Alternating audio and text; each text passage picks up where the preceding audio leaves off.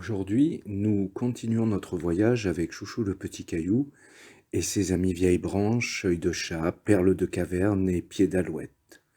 Chapitre 3. La rencontre avec Gabbro.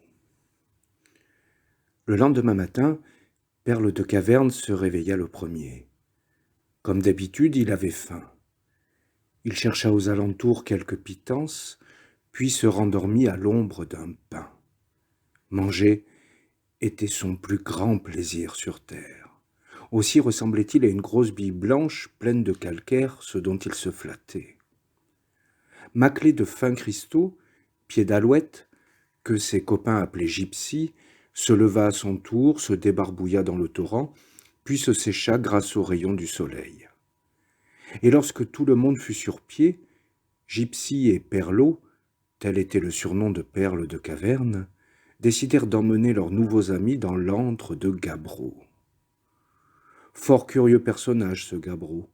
Il se trouvait ici depuis quelques semaines à peine, mais grâce à son accent chantant, il avait vite su se faire des amis. Sa maison n'était qu'un vieux nid retourné, tombé d'un arbre, sous lequel il s'abritait pour dormir.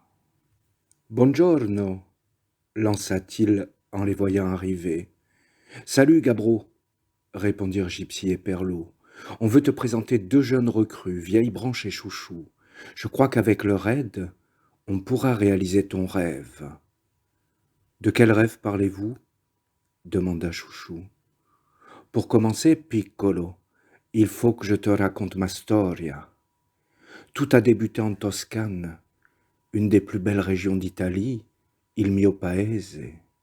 Un jour, un bambino comme toi, qui me trouvait à son goût, m'a pris dans sa main. J'y étais bien au chaud, tu sais, mais ensuite il m'a laissé dans un sac à dos et il m'a oublié. Quelque temps après, il est venu en vacances dans ton beau pays, et un jour de promenade en forêt, je suis tombé du sac et depuis je suis là. « Et comment peut-on t'aider » demanda Vieille Branche. « Eh bien voilà, dit Œil de chat. On va commencer la construction d'un radeau et descendre le torrent en profitant des eaux du printemps. Mais jusqu'à présent, il nous manquait deux courageux pour tenter l'Odyssée.